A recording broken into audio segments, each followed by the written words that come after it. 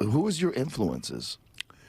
Well, Joe Namath, and of course. But I mean, was there anybody in pro wrestling? No. No, Ali. I loved Ali. Yeah. And of course, I got to know him pretty well, too. Did you really? Yeah. I traveled to North Korea with him, and he refereed a couple of matches I was in. And Wow. yeah, I never had a drink with him, but I sat in a bar with him in New Orleans, and brother, this is long after he's retired, and the women were still hanging. I mean, I thought, this son of a gun, man. He's just like Elvis. Oh, you can yeah. imagine, yeah. Oh yeah. Well, he was such a bold That way dude. right there, yeah. Look at that. Look at that. Yeah. Wow. He fought Antonio Inoki, that guy to the left. Remember that? Yeah, I did too. Did you really? Yeah, Oh, that's right. That was in North Korea.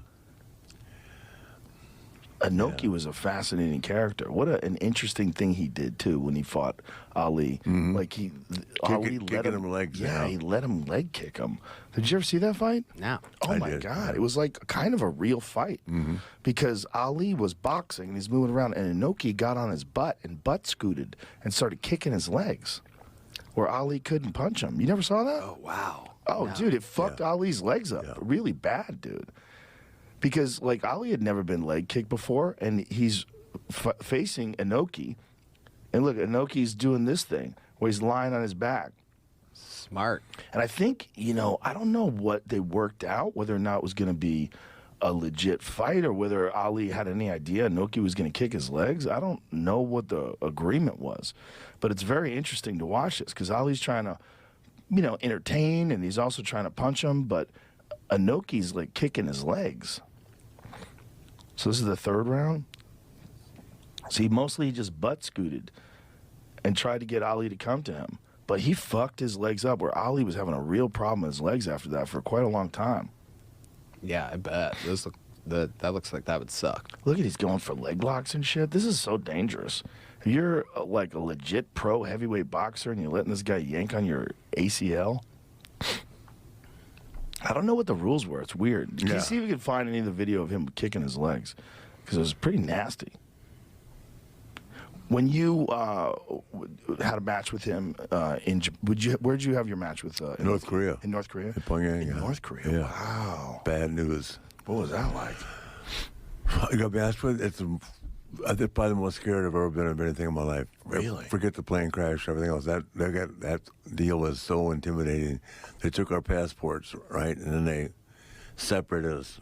They put me in one hotel, Ali in another, and the other talent that came along in another. And I knew right away I was in trouble. The guy says, he looked at my Rolex watch and goes, it would take me 1 year, I think we're making like $6 American a week. It's what these people were making, or the equivalent. I think he told me that. So he gave me, like, it would take 100 years to buy one of these. I wanted to say, brother, you can have this right now. Just get me on a plane home. I mean, it was that bad. How did they talk you into doing that? Like, what was the premise earlier? Oh, God, don't even get me going.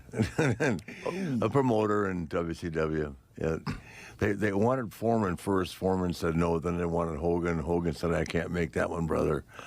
And so they came to me and they said, nobody will ever see it. You'll be more famous than Lawrence Taylor. So I automatically went, yes. And then that was that. We never even talked. I'd never worked with Inoki before, so he just trusted me. Well, that's cool that you guys had that kind of respect that you could do that. Yeah. Because you didn't speak Japanese, obviously. No, Does he no. speak any English? Very little. So did you know what North Korea was like, or we just? I had no idea. I was good friends with Jesse Helms back then, Senator Helms in North Carolina. So I called. He said, "Don't go." Wow. But everybody I called that I knew in politics said, "Don't go."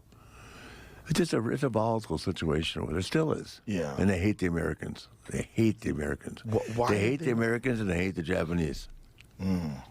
Why they want you over there? Like, why did they? Yeah, decide to do a match there? It was like Goodwill Games. Inoki promoted it, trying to promote goodwill between. I don't know whether trying to get North and South Korea together or ease the tension between Japan and Korea. I don't know, North Korea. I don't know, but they clearly hate the Japanese and the Americans. So